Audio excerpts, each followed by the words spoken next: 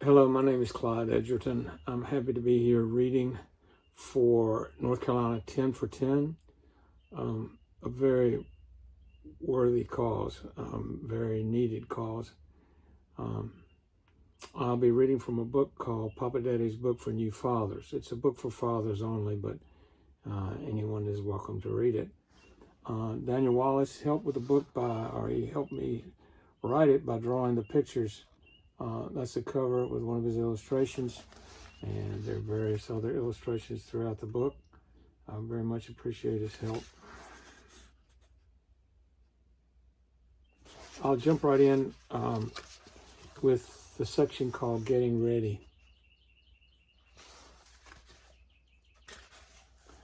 And I'll try to make this about 10 minutes. Preliminaries. Car seat. Install the car seat ahead of time. A few weeks before the baby is born, go ahead and install the car seat. This could take 1 to 4 days. For safe installation, certain hooks are located out of sight down in the seat crack where you'd slide your hand if you were looking for something lost. If your car doesn't have these hooks, you are required by law to buy a different car. Oh, I forgot to say, my wife Christina asked me why I was wearing this hat. I said because it's funny.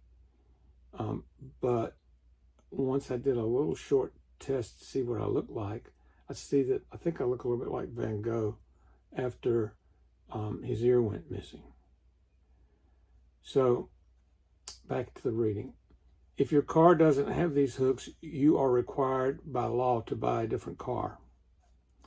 One of your cousins or a brother or a sister-in-law will eventually inspect the installation of the seat and will get very upset because it's too loose or somehow not hooked up right, and they will call the authorities.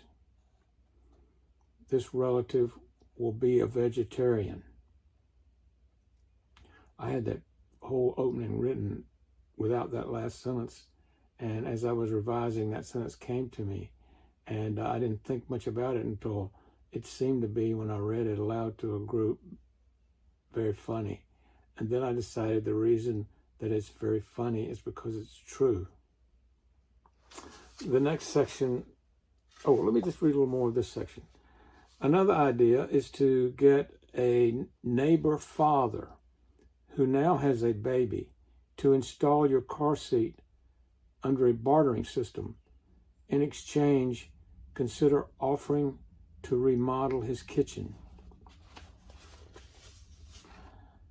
Children cannot sit in the front passenger seat of an automobile until age 24, else the front seat airbag will injure them. If the front seat airbag happens not to injure them, then the side airbag will try to. Correction. After they are 18, they can sit in the front seat if they face backwards. Now, the fatherhood culture. I have here a little bit about the fatherhood culture, because, often fathers aren't expected to do a lot in terms of parenting.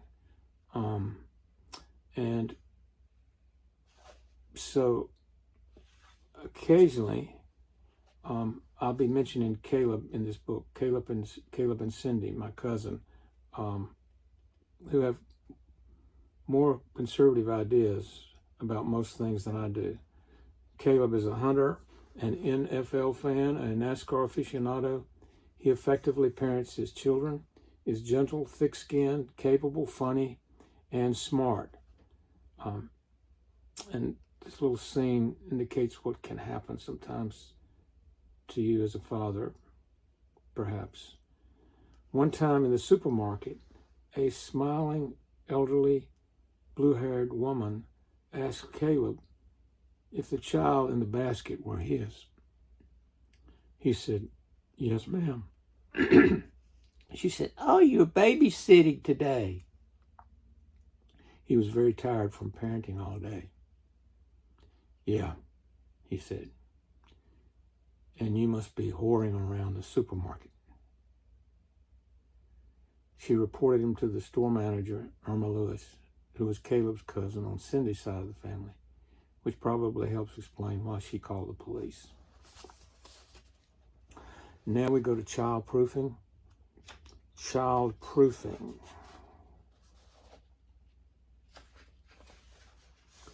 Childproofing homes started up after our species began using electricity and poison and glass to make the world an easier, prettier, and safer place to live in. You will have no time to childproof the house, trust me, between the time the baby is born and the time it is old enough to aim and spray paint remover into its mouth. Here's at least one pointer. Use insertable covers over electrical outlets. These look like plastic electric plugs that fit right up against the outlet cover. The idea is that babies will be unable to stick a fork in the outlet and shock themselves. Here's the deal. These insertable covers fit so tight against the outlet, you can't get them out. But the baby can. The next best idea is to back a refrigerator up against each electrical outlet in your house. Next, we go to the bassinet.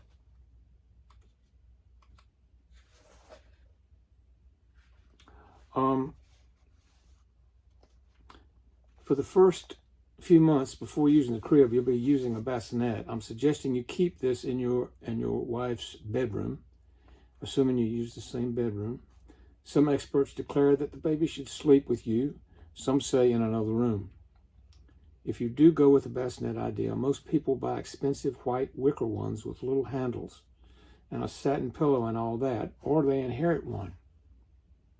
Caleb and Cindy realized that a little baby can't have C and could care less, so why not use an ice cooler with the top thrown away? Not the styrofoam kind, the hard kind, like a Coleman.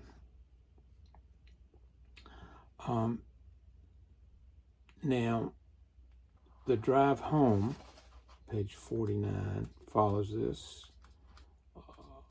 Drive home from the hospital after the baby comes. On the drive home from the hospital, you will experience an odd combination of two feelings. A, extreme ecstasy, and B, deep worry about how the baby will keep breathing all night on that first night home and how to keep, say, large rats away from it. Note, rats have a hell of an easier time eating through wicker than through a cooler. Okay, we're getting a little bit close on time, so I'm going to run ahead to jump over to lice after the baby's in. If the child gets to school, it will have something that you've maybe not known about unless you had lice as a child, which most of you probably didn't. Lice. When you answer a call on your cell phone from a teacher or a counselor or your wife that your child has head lice, the conversation will start like this. Are you sitting down? And then after you hear that your child has lice, you will wonder what the big deal is, and you'll wonder again when you see your child and she and her hair look all normal. Your wife will hand you a sheet of paper from the school with a letter on one side and advice on the other. She will then leave for her uncle's home in Tampa, Florida. The advice on the back of the letter will seem too troublesome to follow, so you'll find and follow a less troublesome set of instructions on the web. This advice will have you washing all the clothes, furniture, bed linens, and books in your home twice. This less troublesome set of instructions will also ask you to vacuum your yard and the roof of your home, as well as the inside of your toilet. After 3 days and your child still has lice, you will follow the more troublesome advice found on the internet and in letters from your school and your church's daycare facility. When that advice doesn't work and you find that lice have spread to a second child, consider the following. 1. Burn down your home and move into another that's at least 6 miles away. Number 2. Since your child will have run back into the burning house and saved each of her 200 individually named stuffed animals, you will have to wash each one of those separately twice in lye soap and rubbing alcohol, and then shrink wrap them and store them in sealed plastic bags inside sealed plastic jugs in a large rented freezer for 2 years. Shrink wrap the freezer. And then the last method I don't have time for is to buy 50 gallons of vinegar and a snorkel and submerge your child, being sure that the head is completely under and the snorkel's above water. Finally, skip back to one I missed, which is night feeding. Night feeding will happen when you're home from the hospital. Night feeding duties. If your wife is breastfeeding, you should share night feeding duties with her. That means when the baby starts crying just as you're falling to sleep, you pick the baby up from the cooler at the foot of the bed and bring him to your wife's side. Some book will have instructed you to always keep track of which breast she used last by noting an L for left and an R for right in a small notebook. But the best way is to sort of juggle both breasts to see which one is heavier. This will normally wake her up. But if she won't wake up, whisper that you want to make love, and she will try to escape, thus waking up. Unbutton her pajamas and prepare the baby for the appropriate breast. The hungry baby's head will bob and jerk around while he looks cross-eyed for anything that resembles a nipple. You should keep him away from the bedside radio because he will suck the knobs off it. I see my time is up. I will not get to the last section of the book, which is called Getting Fixed. So, thank you very much for this opportunity to read for a very worthy purpose. I appreciate very much. I appreciate Daniel Wallace's help on this book, and Happy New Year.